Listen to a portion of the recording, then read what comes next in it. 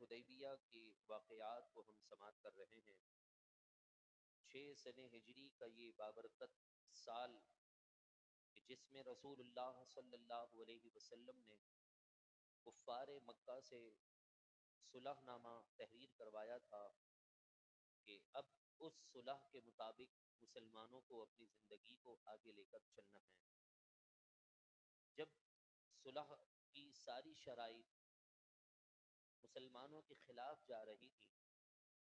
تو مسلمان ایسا محسوس کر رہے تھے کہ یہ ہمارے لیے جبراً صلح ہو رہی ہے،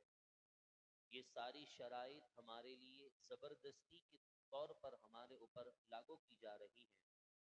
لیکن قرآن مجید فرقان حمید نے اس کا جواب کچھ اس انداز میں دیا اور فرمایا انا فتحنا لک فتحا مبینا۔ سورہ فتح کی ابتدائی آیتوں کا نزول ہو گیا اور فرمایا کہ بے شک پیارے حبیب ہم نے آپ کو فتح مبین کھلی فتح عطا فرمائی ہے۔ صحابہ کرام علیہم رضوان حیران ہو گئے، پریشان ہو گئے کہ ایک طرف تو یہ شرط ہمارے لیے زبردستی کے طور پر لگ رہی ہے مگر قرآن اسے فتح مبین کہہ رہا ہے۔ حضرت عمر رضی اللہ تعالی عنہ اور دیگر صحابہ کرام علیہم رضوان حضور کی بارگاہ میں پہنچتے ہیں اور کہتے ہیں کہ یا رسول اللہ صلی اللہ تعالی علیہ وسلم، دکھنے میں تو یہ شرائط جبرن ہے، زبردستی ہے، لیکن آپ کا رب قرآن میں فرما رہا ہے کہ یہ فتح مبین ہے، کہ کس طرح فتح مبین ہے؟ ہماری عقلیں اس چیز کو سمجھنے سے قاصر ہیں۔ میرے محبوب نے فرمایا کہ یہ شرائط میرے رب کے حکم پر ہیں، دیکھ لینا ان شرائط کی برکت سے تمہیں کیا کیا نعمتیں حاصل ہوتی ہیں۔ اب ان شرائط کے عوض میں مسلمانوں نے کیا کھویا اور کیا پایا، آج کے مختصر درس میں ہم اس بات کو سماعت کریں گے۔ جب قرآن مجید فرقان حمید نے اسے فتح مبین کہہ دیا تو اب جتنے بھی مسلمان مکے سے مدینے آتے،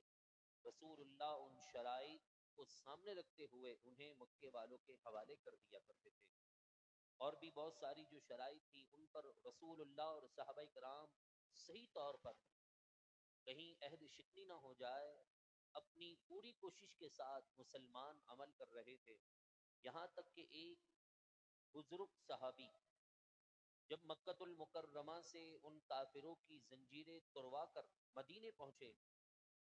تو پیچھے سے کافروں نے 2 اپنے ساتھی بھیج دیے اور کہا کہ جاؤ ابو بصیر نامی شخص کو لے آؤ، یہ ہمارا بھاگا ہوا غلام ہے اور یہ مکے کے اندر رہتا ہے، گرچہ مسلمان ہے تو کیا ہوا، مگر شرائط یہی طے پائی تھی کہ مکے سے آئے ہوئے تمام مسلمانوں کو واپس مکے بھیج دیا جائے گا۔ رسول اللہ صلی اللہ علیہ وسلم کی بارگاہ میں پہنچتے ہیں حضرت ابو بصیر اور کہنے لگے کہ یا رسول اللہ آپ مجھے کافروں کے حوالے کر رہے ہیں تاکہ وہ مجھ پر زور زبر کریں، مجھے اسلام لانے کی وجہ سے مصیبتوں کا سامنا کرنا پڑے۔ اب محمد صلی اللہ علیہ وسلم نے فرمایا کہ اے ابو بصیر تم چلے جاؤ، رب کریم ہے وہ تمہارے لیے بھی اچھے اسباب سے عطا فرمائے گا۔ آپ نے مجبور ہو کر حضور کا فرمان سن کر حضرت ابو بصیر رضی اللہ تعالیٰ عنہ ان کافروں کے ساتھ مکے کی طرف بولی۔ ابھی مدینہ منورہ کے دور سے باہر نکلے نہ تھے کہ مقام ذوالحلیفہ میں کافروں نے یہ ارادہ کیا کہ بھوک لگی ہے چلو کچھ کھا لیتے ہیں۔ وہ کھانے کی چیز کا انتظار کرتے رہے اور باتیں بھی ساتھ کرتے رہے۔ حضرت ابو بصیر رضی اللہ تعالیٰ عنہ نے بڑی ہی چالاکی سے ان دو میں سے ایک کو اپنی باتوں میں گھیر دیا اور کہنے لگے کہ اے انسان تمہاری تلوار بڑی خوبصورت ہے، بڑی چمک رہی ہے۔ تو اس نے اپنی تلوار اپنی سینگ کو آگے سے اٹھا ہو گیا اور کہنے لگا کہ ہاں جو بھی مسلمانوں سے مقابلہ ہوا ہے اس تلوار نے میرا بہت ساتھ کیا ہے، میں نے بہت سے مسلمانوں کو اس سے ختم کر دیا ہے۔ یہ تلوار ایسی ہے ایسی ہے تلوار کی یہ تاریخ کے پھر ماننے لگا۔ حضرت ابو بصیر رضی اللہ تعالیٰ عنہ کہتے لگے کہ اچھا اتنی تیز تلوار ہے، ذرا میرے ہاتھ میں تو دیکھاؤ میں بھی دیکھوں اس کی تیزی کیسی ہے۔ وہ اور جوش میں آ گیا۔ حضرت ابو بصیر رضی اللہ تعالیٰ عنہ کی اس بات کو نہ سمجھ سکا اور اس نے میان سے تلوار نکالی اور حضرت ابو بصیر رضی اللہ تعالیٰ عنہ کے ہاتھ میں تلوار رکھی، اور حضرت ابو بصیر جب اس تلوار کو دیکھتے رہے تو کہتے رہے واہ جی کیا تلوار ہے، واہ جی کیا تلوار ہے۔ اسی کرتے کرتے اس کافر کی گردن اتار دی، اور جب دوسرے کافر نے دیکھا تو وہ کانپنے لگا، اس کو جہاں بھوک لگی تھی اپنا کھانا بھول گیا اور سیدھا مدینہ منورہ کی طرف دوڑ لگانے شروع کر دی۔ اپنی سواری پر بیٹھ کر سیدھا مسجد نبوی میں پہنچا اور کانپ رہا تھا، اس کے جسم کے اوپر گویا بیماری اور کپکپاتی کے اثرات ظاہر تھے، ڈرا ہوا تھا۔ میرے محبوب نے دیکھ لیا اور پوچھا کہ تمہیں کیا ہوا؟ اس کافر نے ساری باتیں رسول اللہ صلی اللہ علیہ وسلم کو بتا دی اور کہا کہ ابو بصیر نے میرے ساتھی کو قتل کر دیا ہے۔ ابھی کچھ وقت گزرا ہی تھا کہ حضرت ابو بصیر رضی اللہ تعالی عنہ ننگی تلوار ہاتھ میں لیے مسجد نبوی میں داخل ہو گئے اور رسول اللہ صلی اللہ علیہ وسلم کو پوری بات بتا دی اور یہ بھی عرض کر دی کہ یا رسول اللہ، آپ نے اپنا معاہدہ نہ توڑا ہے، آپ نے اپنا معاہدہ پورا کیا ہے، مگر میرے رب نے میرے لیے اسباب آپ کی دعا کی برکت سے بنا دیے ہیں، لہذا آپ رنج نہ کریں۔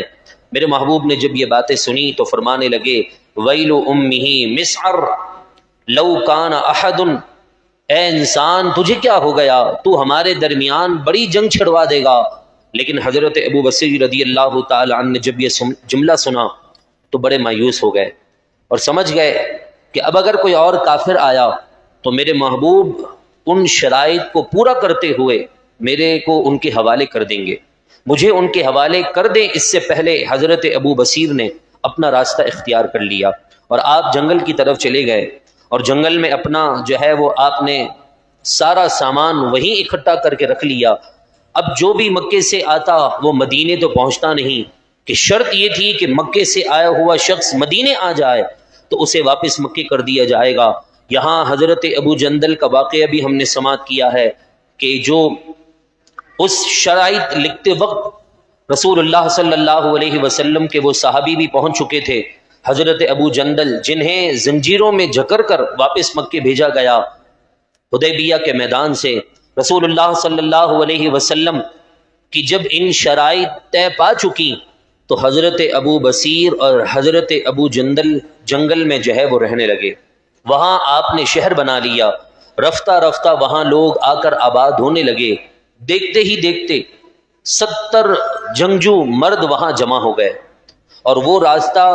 کافروں اور مسلمانوں کی تجارت گر ہستہ تھا کہ جب بھی کافر یا کوئی بھی مسلمان کسی دوسرے ملک میں تجارت کے لیے قافلہ بھیجتے تو اسی راستے سے بھیجا کرتے تھے، اور وہ راستہ دیگر راستوں کے بنسبت مختصر اور شارٹ راستہ تھا، لیکن اسی راستے پر یہ 70 کے 70 مسلمان بیٹھ گئے، اور جب انہیں پتا ہوتا کہ یہ قافلہ کافروں کا ہے، اس میں مال کافروں کا ہے، تو اس مال کو روک لیا کرتے تھے، اور مسلمانوں کا مال ہوتا تو مدینے انہیں چھوڑ دیا کرتے تھے۔ اس طرح کافروں کو مکۃ المکرمہ کی زندگی میں کاروباری اعتبار سے بڑا نقصان ہونے لگا۔ خود انہوں نے یہ طے کیا کہ اب ہم اس شرائط کو ختم کر دیتے ہیں، حالانکہ یہ شرط ان کے لیے بہت فائدہ مند تھی، مگر خود اپنا نقصان چھوٹا سا نظر آیا تو انہوں نے اپنے سرداروں کو بھیجا اور کہا کہ جائیے مدینے اور رسول اللہ صلی اللہ علیہ وسلم سے ان شرائط کو منسوخ کروا دیجئے۔ جو حدیبیہ کے میدان میں ہم نے شرائط رکھی تھی وہ 6 سے 7 مہینے کے اندر رب کے حکم کے مطابق شرائط کافروں کی جانب سے منسوخ کر دی گئی۔ اب یہ جو شرط تھی کہ کوئی بھی کافر مکے سے مدینے آئے گا تو اسے لوٹا دیا جائے گا، اب یہ شرط ختم ہو چکی تھی۔ کیوں؟ یہ حضرت ابو بصیر، حضرت ابو جندل کی ذہن جو اللہ نے انہیں ذہانت عطا فرمائی تھی، اس ذہانت کے برکت سے اللہ نے مسلمانوں کو ان شرائط میں ثابت قدمی عطا فرمائی اور کافروں کی جانب سے ان شرائط کو منسوخ کر دیا گیا۔ اب پھر رسول اللہ صلی اللہ علیہ وسلم نے اپنے کچھ ساتھیوں کو حضرت ابو بصیر رضی اللہ تعالیٰ عنہ کے پاس جنگل میں بھیجا اور کہا کہ اب یہ شرائط منسوخ ہو چکی ہیں، لہذا آپ مدینے لوٹ آئیں، اب مدنی زندگی آپ گزار سکتے ہیں۔ مگر آپ کہتے ہیں، حضرت ابو جندل فرماتے ہیں کہ یہ خط حضرت ابو بصیر رضی اللہ تعالیٰ عنہ کے ہاتھ میں اس وقت لگا جب آپ اپنی زندگی کی صرف چند سانسیں لے رہے تھے، اور آپ کی روح رب کو پہنچنے والی تھی۔ زندگی کے آخری لمحات میں میرے محبوب علیہ الصلاۃ والسلام کا یہ خط پہنچا تو اتنا ضرور کہنے لگے آخری لمحات میں کہ کاش میں مدینے کی زندگی پا لیتا اور مدینے کی موت مجھے نصیب ہو جاتی، میں اپنے محبوب کے قدموں میں اپنی جان دے دیتا، مگر میں نے اپنے محبوب کے دین کی دفاع کرتے ہوئے آج اپنی یہاں پر جان کو، اپنی زندگی کو ختم کر دیا۔ اس طرح کے ملتے جلتے الفاظ کہے اور آپ کی روح رب تعالیٰ کو پرواز کر جاتی ہے۔ اور پھر اس کے بعد حضرت ابو جندل رضی اللہ تعالی عنہ نے اپنے دیگر 70 ساتھیوں کے ساتھ مل کر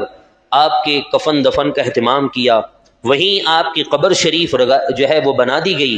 اور یادگار کے طور پر اسی جنگل میں آپ کی قبر کے پاس ایک مسجد بھی تعمیر کر دی گئی۔ لوگ کہتے ہیں کہ قبر کے پاس مسجد نہیں ہونی چاہیے، مزار کے پاس کوئی مسجد ہوگی تو شبہ یہ پیدا ہوگا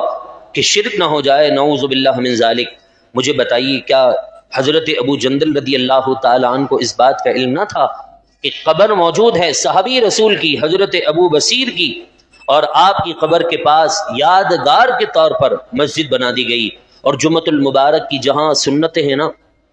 انہی سنتوں میں سے ایک سنت یہ ہے میرے محبوب کی کہ سورہ کہف کی تلاوت کی جائے، اور اصحاب کہف کی قبر کے اوپر بھی اس نیک عادل بادشاہ نے مسجد بنائی تھی جس کا ذکر 15ویں پارے کے اندر موجود ہے۔ یعنی مسجد ہی وہ عالی جگہ ہوتی ہے جسے اللہ تبارک و تعالی بہت پسند فرماتا ہے۔ غیب بتانے والے نبی صلی اللہ تعالی علیہ وسلم کا فرمان ہے کہ آقا دو جہاں صلی اللہ علیہ وسلم نے فرمایا، اللہ تبارک و تعالی کو دنیا میں سب سے بدترین جگہ جو ہے وہ بازار اور مارکیٹ لگتی ہے، اور رب کے پسندیدہ اور محبوب جگہوں میں سے ایک جگہ مسجد ہو جاتی ہے۔ مگر آج افسوس کہ ہمارے یہاں پر بازار اور مارکیٹس اور جتنی بھی یہ سودا صرف لینے کی جگہیں ہیں، منڈیاں ہیں، بازارات ہیں، یہ سب کے سب آباد ہیں، رب کو ناراض کرنے والی جگہیں آباد ہیں، اور رب کی پسندیدہ جگہ مسجد جو جنت کا ٹکڑا ہے۔ اور حضرت حابیل کو جب شہید کیا گیا قابیل کی جانب سے، تو وہ کتنے مہینوں تک اپنے بھائی کی لاش کو کندھے پہ ڈال کر پوری زمین میں گھومتا رہا کہ میں اسے رکھوں تو کہاں رکھوں، کیونکہ وہ دنیا کا پہلا شخص شہید ہونے والا اور انتقال کرنے والا تھا۔ قبر میں دفن کرنے کا ابھی اس طرح باقاعدہ کوئی قانون آیا نہیں تھا رب کی جانب سے، تو اللہ تبارک و تعالیٰ نے کوے کے ذریعے سے اس کو بتایا کہ اس طرح اپنے بھائی کی لاش کو مسجد جو ہے وہ زمین کے اندر دفنا دے۔ یعنی جب وہ کندھے پر لے کر گم رہا تھا، جہاں جہاں قطرے گرے ہیں اس مبارک خون کے، قیامت تک کے لیے اللہ نے اس جگہ کو مسجد کے نام سے موسوم کر دیا تھا، اور تا صبح قیامت وہ ساری جگہیں اسی طرح اپنی آب و تاب کے ساتھ چمکتی ہوئی جنت کے اندر ہوا کے طور پر اڑا کر لے جائیں گی، اپنے نمازیوں کو بھی، اپنے سے محبت کرنے والوں کو بھی۔ لہذا میں آپ سے گزارش کرتا ہوں کہ آپ اپنی مسجدوں کو آباد رکھیں، اپنے مسجدوں کو آباد اس انداز میں رکھیں کہ آپ اس میں آ کر مسجدوں میں نماز کا اہتمام کریں۔ میرے محبوب علیہ الصلاۃ والسلام نے فرمایا وہ گھر ویران ہے کہ جس کے اندر ذکر نہیں ہوتا۔ یعنی صحابہ کرام علیہم رضوان، صالحین، اسلاف فرماتے ہیں اس سے مراد نوافل کی نماز گھر میں ہوں، اور میرے محبوب نے فرمایا میں اس گھر کو آگ لگا دوں جس گھر میں مرد گھر کے اندر نماز ادا کرتے ہیں۔ لہذا مسجدوں میں نماز ادا کرنا یہ مسلمانوں کے لیے بے حد ضروری ہے۔ تو پھر حضرت ابو جندل رضی اللہ تعالی عنہ نے حضرت ابو بصیر رضی اللہ تعالی عنہ کے کفن دفن کا اہتمام کیا، اور آپ کی قبر کے پاس یادگار کے طور پر بخاری شریف حدیث اور بے شمار احادیث کی کتابوں میں، سیرت کی اعلیٰ کتاب خصوصاً مدارج النبوہ جلد نمبر 2 صفحہ نمبر 218 پر یہ بات موجود ہے کہ یادگار کے طور پر حضرت ابو جندل نے حضرت ابو بصیر رضی اللہ تعالیٰ عنہ کی قبر کے پاس مسجد بنائی تھی تاکہ لوگ وہاں آ کر نماز ادا کریں تو انہیں بھی اور سب مسلمانوں کو اللہ تعالیٰ کی جانب سے ثواب عطا کیا جائے۔ اس صلح حدیبیہ کے بعد رسول اللہ صلی اللہ علیہ وسلم نے بے شمار ملکوں کے بادشاہوں کے پاس اپنے خطوط بھیجے، کیونکہ اب اس صلح سے یہ بات تو ظاہر تھی کہ اب کافروں سے کسی قسم کی کوئی جنگ نہیں ہوگی، کوئی جدال، کوئی قتال، کوئی لڑائی ہونی نہیں ہے۔ اس اعتبار سے میرے محبوب اور صحابہ امن میں تھے، اس لیے میرے محبوب نے نئے انداز میں تبلیغ دین کا اس طرح آغاز کیا کہ ایک خط لکھا اپنی پیاری سی زبان کے اندر، اور اس خط کو دیگر بادشاہوں کے پاس، روم کے، قیصر کے، کسریٰ کے، ایران تک، یہاں تک کہ بے شمار جو بڑے بڑے سلاطین اور بادشاہ سمجھے جاتے تھے ان علاقوں میں، آپ نے ان کی طرف خط بھیجے۔ ان خط کا مفہوم کیا تھا اور بادشاہوں کی جانب سے جواب کیا ملا، انشاءاللہ العزیز ان تمام باتوں کو ہم اگلے جمعۃ المبارک کو سماعت کریں گے۔ آخر میں صرف ایک جملہ میں آپ سے یہ کہنا چاہتا ہوں کہ میرے پیاروں محترم بھائیوں، وقت کسی کا انتظار نہیں کرتا۔ آپ سے بھی گزارش ہے کہ جتنا ہو سکے آپ اپنے اسلاف کی زندگی کو سماعت کرنے کے لیے مسجدوں میں وقت نکالیں۔ انشاءاللہ العزیز آنے والے پیر کو سیدنا عثمان غنی رضی اللہ تعالی عنہ کا عرس کا دن ہے، 18 ذی الحجہ۔ 40 دن تک آپ پر کھانا اور پانی بند کیا گیا، لیکن آپ نے اف نہ کی۔ جو کنواں آپ نے مسلمانوں کے لیے خرید کر یہودی سے وقف کر دیا تھا کہ اس سے میٹھے پانی، اس میٹھے کنویں سے مسلمان پانی پئیں، آپ کو آخری زندگی کے 40 دن میں ایک بوند بھی مسلمانوں نے پینے نہ دی۔ آپ نے صبر کیا، پیغام دیا کہ جو رب کے لیے صبر کرتا ہے، قیامت کی صبح تک اللہ تعالیٰ مسلمانوں کی زبانوں پر اس پیارے کا نام جاری کر دیتا ہے۔ لہذا آپ سے گزارش ہے کہ پیر والے دن ہو سکے تو روزہ رکھیں ایصال ثواب کے لیے، اور اگر روزہ نہیں رکھ سکتے تو دوپہر کے کھانے میں، رات کے کھانے میں، جو آپ کے گھر میں بنا ہو، دستر پر اپنی اولاد کو بٹھا کر سورہ فاتحہ، سورہ اخلاص پڑھ کر ایصال ثواب کریں۔ انشاءاللہ اس سے بھی سیدنا عثمان غنی رضی اللہ تعالی عنہ کی روح اور آپ کی خاص نظر کرم ہماری طرف متوجہ ہوگی، اور انشاءاللہ ہماری اسی مسجد میں منگل والے دن عشاء کی نماز کے فوراً بعد صرف 1 گھنٹہ 5 سے 10 منٹ کے لیے سیدنا عثمان غنی کی سیرت پر، آپ کے پیغام، آپ کی عظمت، آپ کی شان کیا ہے، مختصر سے درس قرآن پاک، ذکر، دعا، مناجات، اور پھر انشاءاللہ آنے والے مہمانوں کے لیے کچھ خاص چیزوں کا بھی اہتمام ہوگا۔ آپ سے گزارش ہے اپنے گھر والوں کے ساتھ، خواتین کے لیے پردے کے ساتھ اہتمام بھی ہے، تو اپنے گھر والوں کے ساتھ ضرور شرکت فرمائیں۔ اللہ تبارک و تعالی ہم سب کو سیدنا عثمان غنی رضی اللہ تعالی عنہ کی سیرت سے پیغام حاصل کرنے کی توفیق عطا فرمائیں۔ وآخر دعوانا ان الحمد للہ۔